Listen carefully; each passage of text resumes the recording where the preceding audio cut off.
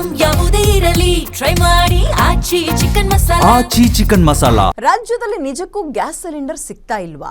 ಬಂಕ್ಗಳಲ್ಲಿ petrol diesel stock ಇಲ್ವಾ? ಯಾದಗಿರಿಯಲ್ಲಿ bunk gas ಏಜೆನ್ಸಿಗಳ ಮೇಲೆ ದಿಢೀರಂತ ರೈಡ್ ಮಾಡಿದ್ರು. ಡಿಸಿ ಹರ್ಷಲ್ ಭೋಯರ್ ಅವರು ಹಾಗೆ SP ಪೃಥ್ವಿಕ್ ಶಂಕರ್ ಅವರ ನೇತೃತ್ವದಲ್ಲಿ ರೈಡ್ ಆಯಿತು ದಿಢೀರಂತ. ಗ್ಯಾಸ್ ಗೋದಾಮು ಬಂಕ್ಗಳಿಗೆ ಭೇಟಿ ಕೊಟ್ಟು ಪರಿಶೀಲನೆ ನಡೆಸಿದ್ರು. ಗ್ಯಾಸ್ ಸಿಲಿಂಡರ್ ಸ್ಟಾಕ್ ಬಗ್ಗೆ ಮಾಹಿತಿಯನ್ನು ಪಡೆದಿದ್ದಾರೆ. ಜನರಿಗೆ ಸಮಸ್ಯೆ ಆಗದಂತೆ ಪೂರೈಕೆ ಮಾಡಬೇಕು ಅಂತ ಆಗ ಸೂಚನೆ ಕೊಟ್ಟೋದ್ರು. ಪೆಟ್ರೋಲ್ ಡೀಸೆಲ್ ಸ್ಟಾಕ್ ಬಗ್ಗೆಯೂ ಕೂಡ ಪರಿಶೀಲನೆಯನ್ನು ನಡೆಸಿದ್ದಾರೆ DC. ಜಿಲ್ಲೆಯಲ್ಲಿ ಸಿಲಿಂಡರ್ ಪೆಟ್ರೋಲ್ ಡೀಸೆಲ್ ಸ್ಟಾಕ್ ಇದೆ, ಜನ ಯಾವುದೇ ವದಂತಿಗಳಿಗೆ ಕಿವಿಗೊಡಬೇಡಿ ಅಂತ ಹೇಳ್ತಾ ಇದ್ದಾರೆ. ಆದರೂ ಕೂಡ ಕೆಲವು ಕಡೆ ಕೃತಕ ಅಭಾವ ಸೃಷ್ಟಿಯಾಗ್ತದೆ, ಜನ ಪ್ಯಾನಿಕ್ ಮೋಡ್ಗೆ ಹೋಗ್ತಾ ಇದ್ದಾರೆ.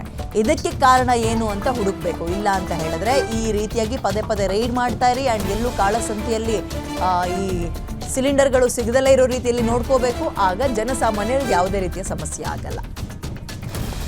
ಗುಡ್ ಮೂವ್ ಇದು. ಅಧಿಕಾರಿಗಳ ಟೀಮ್ ಒಂದು ರೈಡ್ ಮಾಡೋದ್ರ ಮುಖಾಂತರ ಎಷ್ಟಿದೆ, ಏನಿಲ್ಲ, ಯಾಕೆ ಪ್ಯಾನಿಕ್ ಆಗ್ತಾ ಇದ್ದಾರೆ ಜನ, ಇದೆಲ್ಲದ್ರ ಬಗ್ಗೆ ಮಾಹಿತಿಯನ್ನು ಕಲೆ ಹಾಕ್ತಾ ಇರೋದು.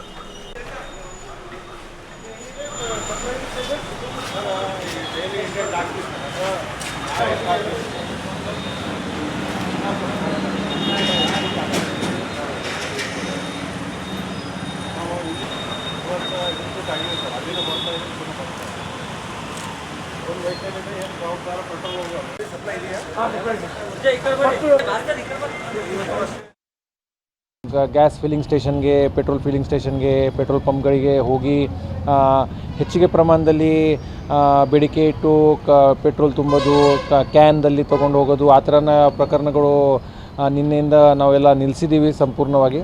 ಸೊ ಇವತ್ತು ನಮ್ಮ ಕಡೆ ಸಪ್ಲೈಸ್ ಎಲ್ಲ ಗ್ಯಾಸ್ ಸಿಲಿಂಡರ್ ಸಂಬಂಧಪಟ್ಟಂಗೆ ಮತ್ತು ಪೆಟ್ರೋಲಿಯಂ ಪದಾರ್ಥಗಳು, ಡೀಸೆಲ್ ಮತ್ತು ಪೆಟ್ರೋಲ್ ಯಾವುದೂ ಸಮಸ್ಯೆಗಳು ಇಲ್ಲ. ಮತ್ತು ಬ್ಯಾಕೆಂಡಲ್ಲಿ ಆಯಿಲ್ ಮಾರ್ಕೆಟಿಂಗ್ ಕಂಪನಿ ಜೊತೆಗೆ ನಾವು ಮಾತಾಡಿ ಅಲ್ಲಿಂದ ಕೂಡ ನಮಗೆ ಸಪ್ಲೈದು ಯಾವುದೂ ಸಮಸ್ಯೆ ಉದ್ಭವಿಸೋದು ಪ್ರಶ್ನೆ ಇಲ್ಲ ಅಂತ ಭರವಸೆ ಕೊಟ್ಟಿದ್ದಾರೆ. ಪೆಟ್ರೋಲಿಯಂ ಪದಾರ್ಥ ಸಂಬಂಧಪಟ್ಟಂಗೆ ಡೀಸೆಲ್ ಮತ್ತು ಪೆಟ್ರೋಲ್ದು ಕೂಡ ಯಾವುದೂ ಕೊರತೆ ಇಲ್ಲ. ಮಾರ್ಕೆಟಿಂಗ್ ಕಂಪನಿ ಜೊತೆ ನಾವು ಸತತವಾಗಿ ಚರ್ಚೆ ಮತ್ತು ಕಾಂಟ್ಯಾಕ್ಟಲ್ಲಿ ಇದ್ದೀವಿ. ನಮ್ಮ ಪೆಟ್ರೋಲ್ ಪಂಪ್ ಸಂಘಗಳಿಗೆ ಕೂಡ ನಾವು ನಿಯಮಿತವಾಗಿ ಭೇಟಿ ಮತ್ತು ಮೀಟಿಂಗ್ಸ್ ಎಲ್ಲ ಮಾಡ್ತಾಯಿದ್ದೀವಿ. ಅವ್ರ ಹತ್ರ ಕೂಡ ಸಪ್ಲೈದು ಯಾವುದೂ ಸಮಸ್ಯೆ ಬರ್ತಾಯಿಲ್ಲ.